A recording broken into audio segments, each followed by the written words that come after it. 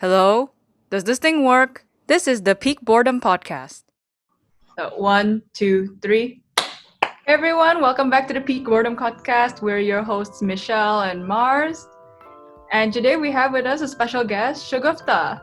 Yay! Welcome to our podcast. Thank you for inviting me. So, tell us about yourself. There's so much to say. I am a project manager in Vancouver. So I work in kind of the future of work space, but I am a social planner by training. So not the people who do the street design, but the people who do the other things, the healthcare, employment, all those other things are what I studied in grad school. And yeah, I kind of work in the philanthropic space. I'm a book nerd. I work thinking a lot about how people can have great jobs and great work. Ooh. Oh, yeah. Fun fact, she goes to my school that I'm going to right now, which is kind of mind-blowing. So, tell us, how did you end up getting into a career in careers, essentially? Yeah, it's a good question. So I've been in careers, if you can put it that way, for a long time, many years ago. My very first job was at a Service Canada Centre for Youth, also known as like a higher student center. I think they're still around. And these are youth centers that help university students or other youth in the community think about employment and find jobs. And it was funny because it was my first job. And so I remember the interview process. There was like an exam and an interview and an application. And throughout they were saying, if you look back at your job experiences, what would you advise someone who's in that place now? And I remember thinking that was me like 3 weeks ago applying for this job. So my first job was actually helping other people find jobs. And I worked there for a couple of summers, both in the center and then doing media relations, doing like radio shows and other things about employment. And then it's kind of always just stuck with me. So when I was in grad school training to be a planner, I was really interested in projects thinking about people's employment. So there was a course I took about Scarborough, which, if you're familiar with Toronto, you know Scarborough. Yeah. And there were these service hubs that were helping people think about employment along with other services they were accessing. And we were thinking about like federal and provincial and municipal policies that help people in their employment journeys, where there were gaps and where there were policies doing the exact same thing. And I remember thinking that this is so much more than one person just deciding that they want a job, that there are so many structural factors that impact it. And I've done a lot of things kind of through my working experience, but the employment thing has always really pulled me back.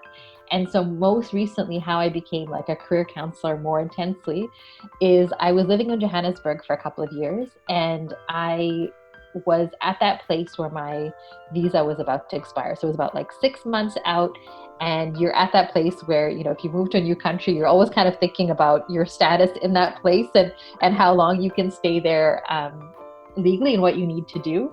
And so I was about 6 months out, and I thought, okay, so if I'm going to stay here, there's a whole bunch of things I need to do, find jobs, go through all the pieces that the endless really paperwork that a visa requires. And or I go back to Canada. And I thought, okay, let me just apply for things and see what lands. And let me just apply, which is tip one, I guess. With a few tips I might share today is you don't need to know everything before you apply for a job. And so I applied for this job, and as I was applying, I was madly reading everything I possibly could about career counseling and about experiential education. And my husband jokes that he felt like I was taking an exam, because every time I got an interview call, and it was like really one of the first jobs I applied for going back home, and every time there was an interview where they said, do a presentation about your approach to X topic, I would then madly read everything about that topic so I could figure out what my approach was and what my style was. And I ended up getting that job after all that madcap studying, and spent kind of 2.5 years thinking about students, doing program development and doing research about students' barriers, but also working one-on-one with students. And you quickly realize in that role that it is so much more than where people are in their lives and how you can help guide them and hear them and give them support as they continue their journey. And it was like I really learned about career counseling from becoming a career counselor rather than say having specific experience in it. And then when I left that role, I worked as a consultant, really thinking about people's journeys in this like rapidly changing world of work. And most recently, I'm still doing that, not as a one-on-one career counselor, but really thinking about the support structures that students need, how to think about equity-seeking students in more nuanced ways, and what their skill development journeys are. And it's something that started from me applying from a job like more than 10 years ago, to me just very intrigued about how all kinds of people can have really wonderful work experiences and work that fits them. That's a super long description to like, so how did you get into this field? But that's a little bit about my journey. Yeah. So I've been to 2 universities in the UK as a student, and I noticed that most of my career counselors, it doesn't matter if it's the faculty counselor or it's the like whole school career counselor, they're mostly white. So why do you think like certain job spaces are occupied by like very certain type of people? Yeah, it's a good question. Like, I think it really depends on school as well. It is a field, I think, when I have certainly, and I did this when I had first found my job. I was still in that phase of studying, and I would go to the library and like look up career books and say, okay, who is writing about this? Who can I learn from? And by and large, a lot of the authors that I was encountering were not racialized folk. And so I think there's almost like a self-perpetuating cycle that we get into when, like, if the literature and the theory, the heroes in the field tend to belong to one background, you might see that and get really inspired by people that you're reading and want to go into a career that you see yourself reflected in or not see yourself reflected in. And so I know when I was at U of T as a student, like, the student services was very diverse, but I've been to lots of conferences where I have definitely stuck out. I think student services in general is like a field that is not very racialized, broadly speaking, although it differs by school. And I think there's lots of reasons, but one of the reasons is probably because it's harder to see yourself in a field that you're not reflected in, and so you're more likely probably to do something else. It's certainly an interesting phenomenon of like very diverse student bodies and not very diverse universities as a whole. It is interesting because in my experience, I've had really great career counselors. They want the best for us, they see the best in us, and the school student body, of course, is very diverse, but sometimes it feels like there are certain barriers that you as an international student cannot overcome. For example, like the fact that you can't work more than a certain amount of hours because you're a student, or because you're an immigrant. Maybe like they might not be willing to pay for that visa. Yeah. And it's a bit of a struggle figuring out, like, I'm not sure sometimes if they know how to help us because we're different, and in a way I don't know if they can understand what we're feeling because we're, in a way, I don't know. I just feel like sometimes we don't feel as well understood in that position because we're constantly worrying like, oh, my visa status, oh, the number of hours I can work, oh, what if they see my name and they don't like the way it's spelled?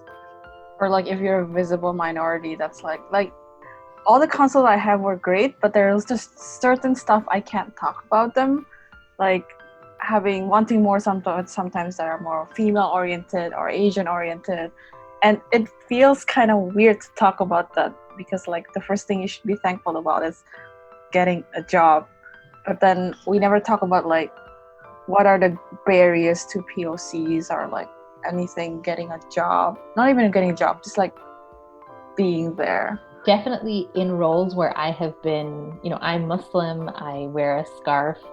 I have been in Canada a very long time, so I understand a little bit of the immigrant experience from having lived in South Africa, but like less so from having adjusted to Canada. But when I have been either at conferences, at other universities, at universities that I've worked with, I have always been, whether in the office, outside of the office, walking to meetings, have been like approached by students who see me and think, are you a student or are you a staff member? And I have questions. And sometimes they're about departments that I don't even work in, but it's that feeling of like, I just want someone to understand like some of the elements of what I need, especially if you are also like female, wear a scarf, that people are like, you totally understand some pieces. And sometimes I do and sometimes I don't, because you also might have immigrated from another place or be an international student. But there is something, I think, why, like sometimes I think about myself and like how I have felt a sense of like relief when I have seen someone that I know I don't have to explain certain things. Like I often think, I mean, career counseling is not therapy,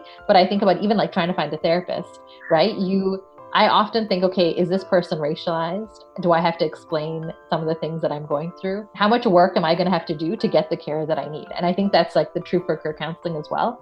And student services more broadly. Like when you have 20 minutes or 30 minutes or 40 minutes or an hour and you have specific needs, you want to do as little explaining as possible and as much like specific questions that relate to like your particular journey. And so I think just saying like, well, it's a field that has like not a lot of folks in it that are racialized or have a first gen background isn't it's not a good enough end to that story. It needs to be like, well, how are people learning?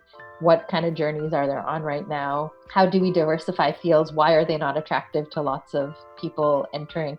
Like, what are we doing to change it so that students have options to say like, this is the person who I really will have to do the least amount of emotional work with. Yeah, I have great hopes for what career counseling can look like. I feel like as students who moved to a different country, right, we just kind of come to almost acquiesce our standards to whatever we can get. Mm-hmm. And it feels sometimes like whatever jobs accept us, we'll just take it. Yeah. Which only recently did I realize that's not really a healthy mindset to have when you're looking for a job. I know that people sometimes don't have good employers, but then it's still a job, you need them to get money. So what are some important things that you think people need to think about that they often look over when they're applying for jobs? Yeah, it's an excellent question. I think there's these two poles you have to balance. One is that I have very real financial obligations in my life. I, often have student loans. I have rent. I have, food needs, like all these things that really govern our lives. And I need to find a way to meet those obligations and to live the life that I want. And then the other pole is I want something, my human dignity is really important to me. And I want to make sure that I am in a role that is nourishing me, in which I can grow, in which I can bring the full humanity of who I am. And I think one of the things we kind of forget is that we get to say no to a job. Like they are picking us as much as we are picking them. And I think this is something that I certainly was not as aware of as a younger person. And I'm trying to become more aware of as I'm older, but still young. But what is important to you in a job, right? That do you want to be the only person on the team who's racialized? Does it matter to you? Do you want to have a manager who understands your experience, who can help you? I mean, some of those things may not just be like, well, I need people on the team who are racialized. It might just be, I need someone who understands. Sometimes it's hard for me to be in a room when not everyone else gets what's happening. For instance, like the past few months, as a lot of people have felt like a lot of stress in their lives, both with COVID and both with like the racial awakening that is happening right now. And it's hard for a lot of, I think, racialized folks to both hold what's happening and also realize like a lot of people that they know are also having this racial awakening moment. And so like, are you in an environment where people can say, you need some mental health resources right now? What do you need? All of those, is there growth in your job? Like, are there people who inspire you in the work? All those things like are part of what are the mission and values of the companies? What do they stand for? What kinds of projects will be doing? Whatever it is that's important to you, that are the values that govern your job search, are important for you to assess that company for. And does that mean that if a company doesn't, or organization doesn't meet all those things, that you say, well, never mind, I don't want you? Maybe, but maybe not. Like maybe you feel like, well, they've got some of those things, and this is my first job out of school. And so the really non-negotiables are there, but I'm going to, once I have the 6 months of experience or this 9 months or this year, then I can apply for something else that has more of the things on the list. I think that's one of the things that's really important to think about. Like, what do I need in a workplace to be safe? What do I need to be whole? What do I need to grow? And then know that like you are as much an agent in this journey, although there are lots of things that structure that agency, because you still have like real things you need to like consider in your life, but that you're not just stuck necessarily. And if you feel stuck now, how do you make a plan to like feel less stuck later? I think it's important. Yeah. So here's an interesting question. When you're applying for jobs, they normally ask you what's your estimated salary. How do you navigate that? Because I'm still confused. Like, I think everyone's confused at this point. Like, what number do I put in? Because too high, they're like, you're not actually worth that money. Too low, you're kind of like self-sabotaging almost. Yeah, it's such a bad question. That's the first thing I want to say. And a lot of people are like on Twitter, there's a lot of conversation about like if you are posting a job, and I've seen this actually, like people will post a job and say, please share this in your network.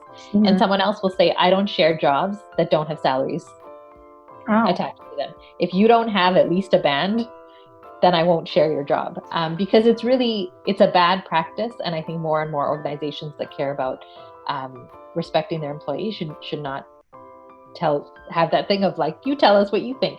However, if you are in a situation where like you are being asked a number, I think it's like there are like internet sites. I think Glassdoor is one where like trying to find other comparable jobs, or even people in your LinkedIn network who might be working in a similar kind of job, and saying like, what would you say is a band, can be helpful, because just going by like, well, what was my previous salary is not necessarily that helpful.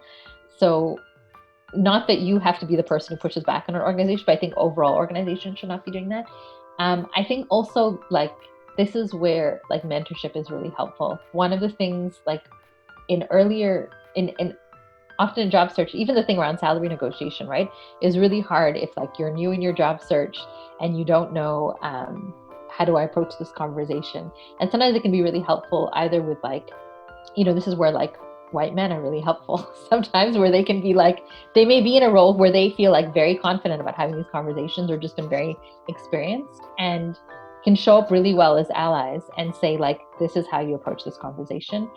This is what I would suggest. And I guess my specific advice to how to approach the like, what do you expect, is to try and get as much intel as possible, to like ask mentors, which means you need to have mentors, which is like a whole other thing, to ask other people who are in your corner, to get intel from try to find other jobs that are similar on like job sites and see whether they posted salaries. Think about what you want as a number, like what you now have more experience than you did in your last job. But there's a wonderful book called now I'm going to mess up the title. It's You Are Already Enough, I think is what the book is called.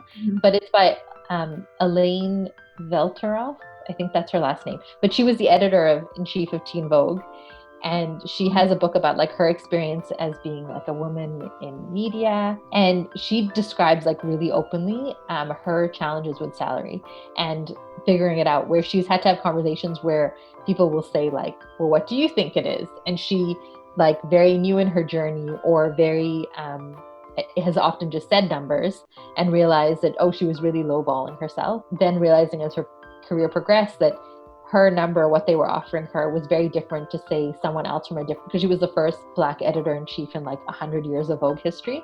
And like what she started off with in that role was very different to what the last person had. And so she gives really advice of like, never give a number right off the bat. Like in an interview, say, I really need to think about that, and then just do a mad amount of research. I think it's equally a bad question, because you're almost placing a monetary value on a person's effort and their experience level, right? And I think that just navigating this job search market is like really frustrating. I know I'm just starting to look around jobs. Yeah. I don't seem to understand it. I've also been given the advice of like apply in tens to hundreds. Yeah, I've heard that. In terms of tens of hundreds of applications? Yeah. Oh, wow. That's a lot of work. You know what I struggle? Like, how do you just like show yourself who you are too, but like not kind of like overdo it? Or even if overdoing is a thing, I read a lot of your articles about being yourself and showing like your ethnicity, your religion. Yes, turning red. I love all these articles, but I just remember when I was interning and I was so uncomfortable, even though like everyone was women and there's like Black folks, Asian folks, I just wasn't comfortable yet, and I don't want to say I kind of turned very like westernized, which is not me at all. How do you kind of like not do that, but also be true to yourself? Actually, let's start with a simple, like Right. a bit before that. How do you show your personality in a CV or a cover letter? Because I've definitely written cover letters where my career counselors have said, you're really dynamic in real life and you're really enthusiastic, but it comes across as really flat on cover letters. Yeah. So there's a couple of pieces. One, is it safe to show who you are? And then how do you show who you are? So there's this, and I'm just going to tell you things that I like reading, I guess, but there's this wonderful article We love reading. Yeah. So there's this article called Black on Bay Street by Hadia Rodriguez, and who also, like, all her writing is amazing, but she had this piece that was really like shared very widely. It's from like 2-3 years ago. And she talks about applying for a job as a lawyer, like straight out of, I think it was U of T Law School. And she is like a Black woman in Toronto. And so the essay is called Black on Bay Street.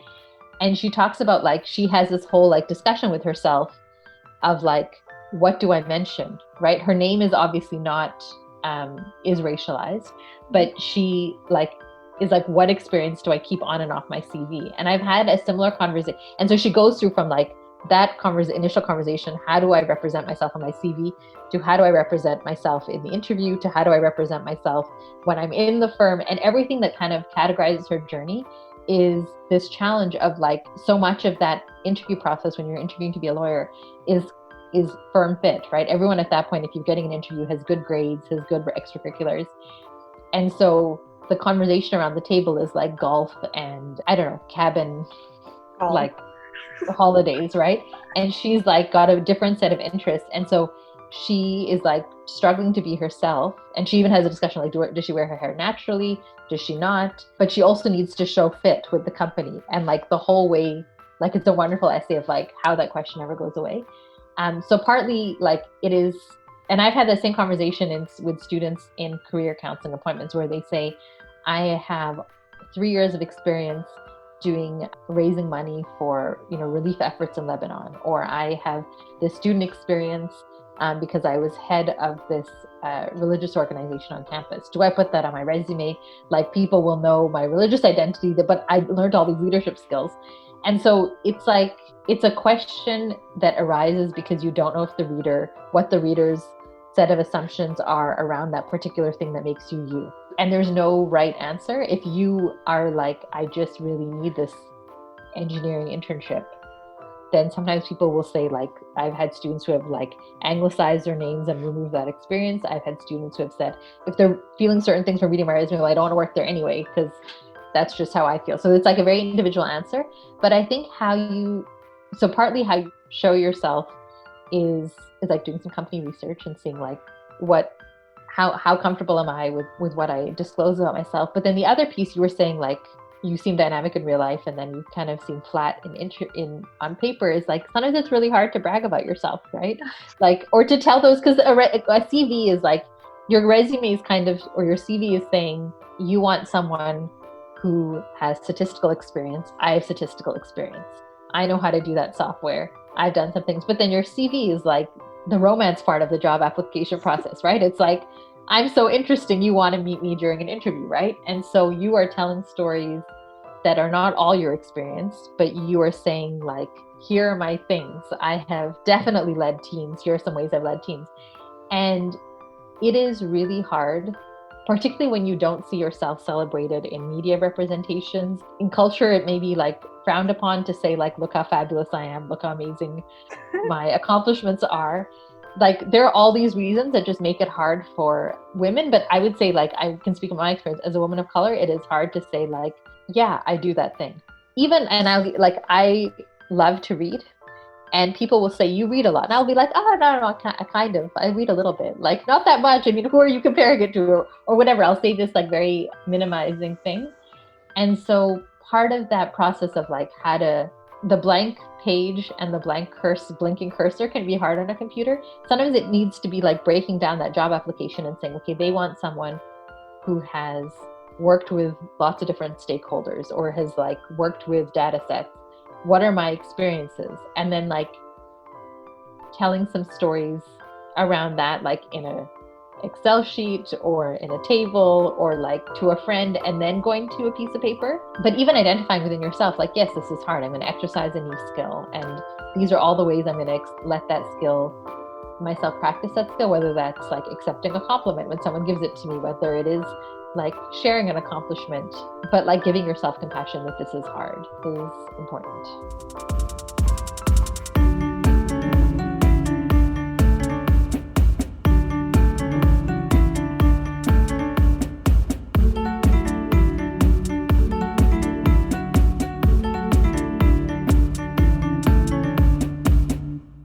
Yeah, I've actually heard someone give me advice that you shouldn't put 100% everything on the CV and that you should leave some things out to make interviewers curious. What are your thoughts on that one? Yeah, I think like, I mean, you can't tell everything because you're like this complicated person, but you can tell a few stories. So if they're saying like, what are your, whatever I'm trying to think of a skill that in planning, it might be like working with doing community engagement, and you're describing some ways you've like done engagement with folks. There is a tendency, specifically when you're like first starting out in your job experience, to say like, these are all the ways that I've done it. But you want to you might tell one really compelling story about a way that you engage people in an interesting way. But it really, I mean, that analogy between like the getting to know someone and then deciding to go and see them one-on-one, like is kind of what a job interview is. They are hopefully like romancing you a little bit to say we're an amazing place to work. And you are saying like, I'm an amazing person who you want on your team. But if you just had all of that in like, I don't know, the text messages or the Facebook, like you're like, okay, I know this person, like I don't know, the mystery has ended. It's not everything where it feels like you are rushing to fit everything in. It's like a relaxed, like way to interestingly tell some stories. How do you know if an interviewer likes you? Okay, going into it. Or how do you know if an interviewer likes you? Yeah, I think it's because I feel like my interview always doesn't like me. I think it's really hard. Like, it's hard to tell. Like, I'm a person where like, if I'm upset, you can tell. If I don't, like, it's like I have no poker face. Like, I don't. It's why I've never played Poker. I never have a career in many card games because you can just tell. But other people, they are just going through the interview and they are really concentrating on what you're saying, and they're not giving you a lot of external feedback. So I would say as long as you are answering the questions and they are moving on to the next one and you feel happy with the answer, like it's hard to tell. Sometimes people will be like, so just to rephrase, and they will ask you the question again, which is like a good indication that maybe you haven't answered anything. Or if you like, if a question you keep answering and nobody is taking any notes, but they were like, we're taking notes at some point, then it's like you're not giving them any information anymore, is often a good tip. One of the things like often people teach in interviews is like the STAR method, where right? And Yeah. I struggle with it because I don't talk like that, but it is helpful. It's helpful if it doesn't make you more awkward in answering questions. Like if you're like, wait, what part of the acronym was I on? And like it messes you up, which is what it often does for me. Then like just answer the question. But if it helps you keep on track of like, am I making a bridge between my experience, what they're looking for, through this answer, then like I would say that's so many interesting questions. How do you stay calm during interviews? I mean, I'm usually quite calm before interviews anyway, because I just naturally talk to people a lot. But then I know like some people like Mars maybe will. I am not calm. I have no chill. Mars is probably having like heart attacks before interviews. I jump up and down in the bathroom. That's what I do. I and then I feel like the endorphins are going. And I mean, it's funny because now like the past few, like I've also done interviews on Skype. My job as a career counselor, like I did that over Skype, which was like a whole other dynamic, because you're like, you need to see me and like understand my energy, but also we have this computer in between us. But I have done that certainly in like, not like every single time, but it is something that helps me. I will like, I don't know, tell myself affirming things in the mirror, like you have prepared as much as you possibly can, and this will be fine. Because I stress out, so I will feel things in my stomach, my like tummy will hurt. I will like, I'm not generally not a chill out person. I am kind of chill when it comes to like talking to people, working with students, but I often am not when it comes to things. Often is what a job interview is. So that's what I do, because I just feel all the feelings, go jump, get some color in my cheeks, and then I'm like this, and then I smile when I greet them. Here's a weird one. Yeah. Are you allowed to ask questions back at them? Like, I don't know, what about you guys? Like, is that a thing you're allowed to do? Oh, I would say absolutely, right? Because at the end, then when they say, so do you have any questions for us? They are definitely looking for questions. And that might be like, sometimes it's like very technical, right? Like, so when can I expect to hear back from you? And sometimes it's, what are you hoping from this candidate in the first year? Or, I mean, it might be very specific. How do you support women of color in the workplace? What is your leadership mentorship? Like, how do you hope to mentor? It really depends on what the job is and what you're looking for. But I think it's definitely important to ask questions, because it's like you are assessing them, they're assessing you. You might have a question about the project you're working on, where you hope for it to go. But I think it indicates curiosity and interest and all those good things. Yeah. I think that when applying for jobs, sometimes we can feel a bit down because you're not really receiving any replies sometimes, or you're just receiving rejection letter after rejection letter. And this is not just in jobs, this is also when you're applying to, let's say, grad school. So how do you suggest boosting your self-confidence or your self-worth? What are some exercises we can do? Yeah. So I think the first thing is, sometimes when we are looking for a job, this is around like graduation, or it doesn't have to be graduation. It could be a summer job, whatever the is like your to-do will be find a job, right? And every day you have this to do, and it's like, that's a pretty non-specific task and involves lots of steps. So I think one of the pieces is to like think about, what do I need to do this week in order to feel like I'm committed to this task? That might be like a couple of informational interviews. That might be finding 3 jobs and making sure you're sending out at least 1 application, whatever it is that makes sense for your life. But like really being really specific about what your to-dos are and what your tasks are, because otherwise it just feels like this never-ending task. Like 2 months ago, I had a task to find a job. Now I still have a task to find a job. And so like breaking it down gives you a sense of accomplishment. And like having an Excel sheet. What have I applied for? What have I seen? What have I sent out? What have I heard back from? All those kind of metrics can be really helpful. The other thing is, I often suggest like making another CV. One of the things that makes like job application so challenging is it can feel like a rejection of yourself, right? You've sent out all this stuff, and then someone has replied and said, or they haven't replied and they've said like, no, we're not looking for you. But a CV is like a snapshot of you that really cuts out most of what makes you you. Right? It's like, it's not your incredible relationship with your parents. It's not the way you show up for your friends. It's not the way you make the best banana bread. Like there's a whole bunch of things about you that are not on your CV. And so make another one and say like, these are my skills. I am like the person who will find you the most random but best Netflix show and send it to, and like everyone will get hooked on it because of me. Or I throw the best picnics, or like whatever the things that like make you, I know the best bike routes in the city, or like I love cycling, or these other things that make you you, that these other people, the people on the other side of the table who are evaluating your job application have no idea about, and are not rejecting the entirety of you. They're saying this particular application does not fit their particular needs at this time. And keep that list somewhere visible.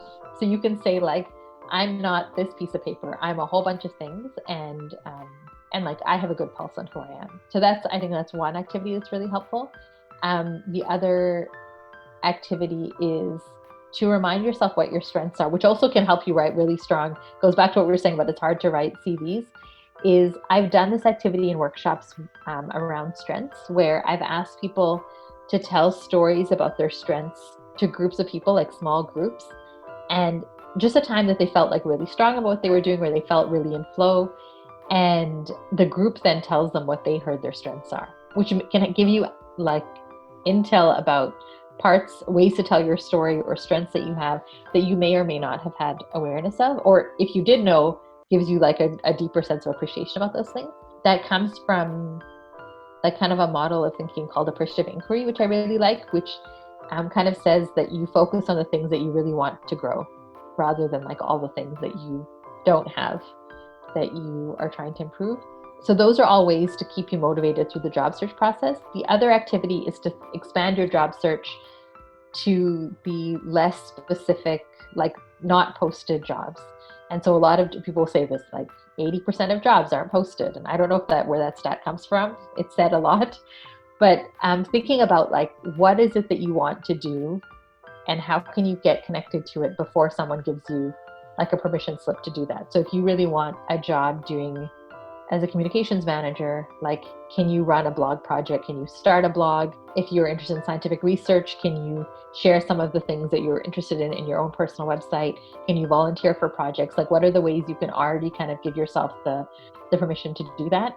Which, I mean, requires time because you're still applying for jobs and you are probably doing lots of things, but is a way to like that starting projects and increasing your own profile is a way for the kinds of work that you want to do to also find you and to help find community, whether that's through Twitter, whether that's through meetups, whether that's through Facebook, whether that's through endless Zooms, which is the time that we're in now. All of those things are important, and finding like support of other people who are doing a similar thing and saying, okay, we're all going to connect with one another and commiserate over the agony that is applying for jobs can also be helpful, because you sitting in a room alone, like trying to figure this stuff out is like the least fun way to do it. Yeah. I think it's really difficult because most of us only know what we're worth based on what other people tell us, right? Yes. Yeah. And that's, I think, like there was an earlier question about like sometimes we don't see ourselves in fields where people don't look like us.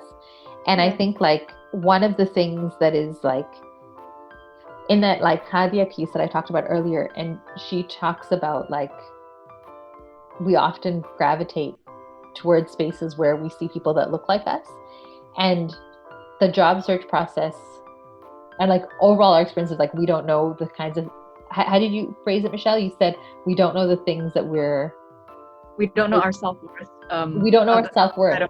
People say we are. Yeah, and often we discover like the things that we're capable of because someone's reflecting it back to us, right? You have a manager who takes the time to do that. You have a mentor who's like encouraging you to apply for things. Oftentimes, like we don't apply for jobs because we don't think that the successful candidate could be us, because we've never seen anyone who looks like us in that role. And so it's a really vicious cycle. We don't apply for things because we don't see ourselves in that. Sometimes we apply for the things and people don't recognize our experiences as being the kinds of things required for in this role. And so how do we just create different systems, right? Find the organizations that are really committed to having really diverse teams, finding people who are like willing to support us, and building our own experiences and our own community so we can have other sources of nourishment outside of like job systems that may not recognize us as awesome as we are yet.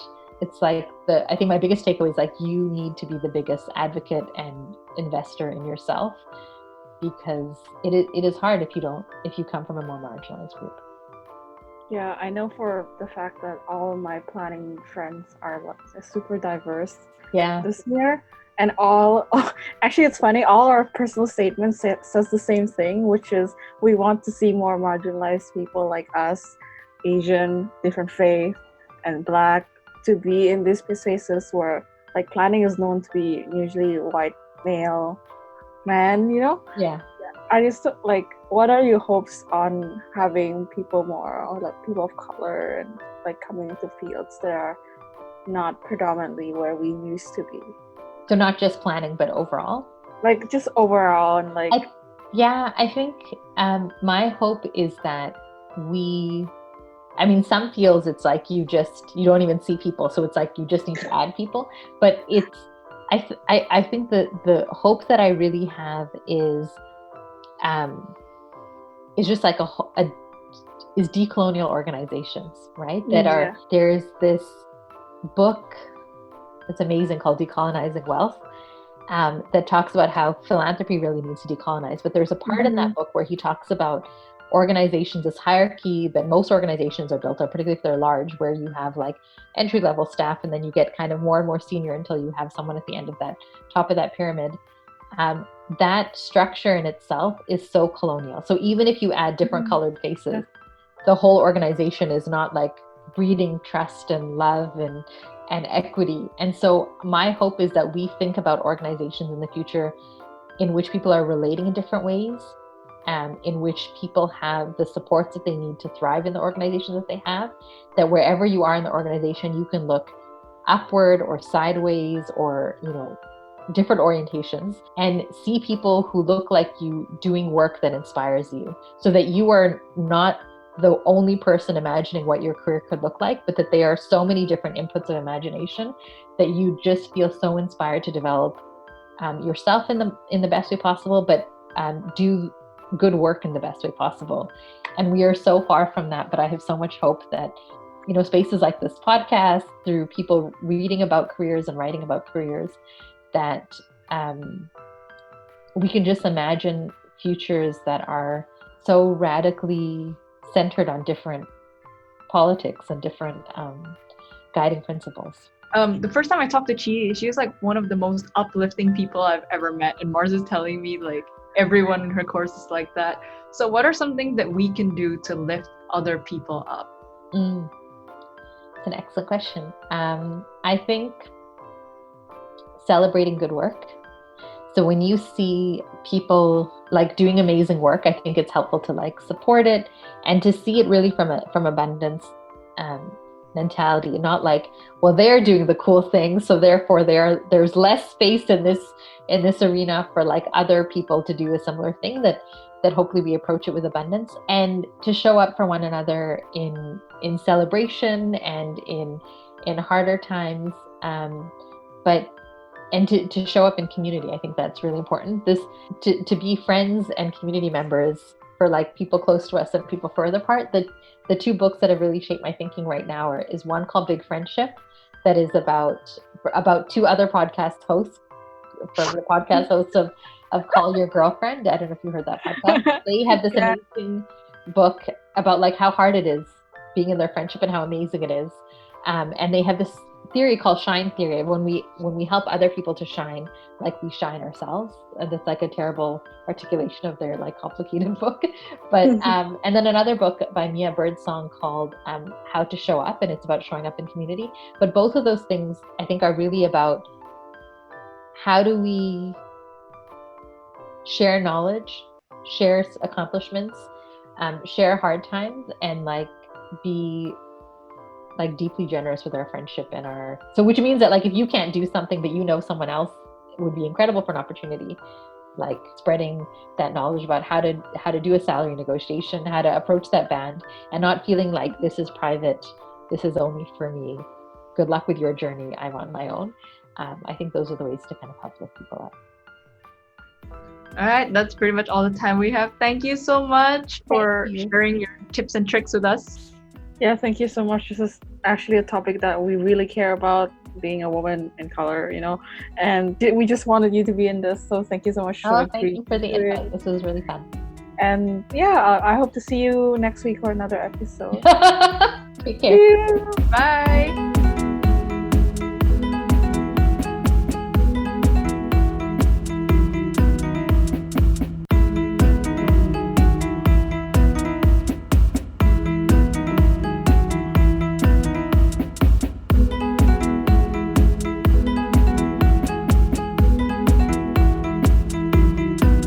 Hello, hi. Thank you for listening to the Peak Boredom Podcast. This is Mars and Inga signing off, and don't forget to tune in next week.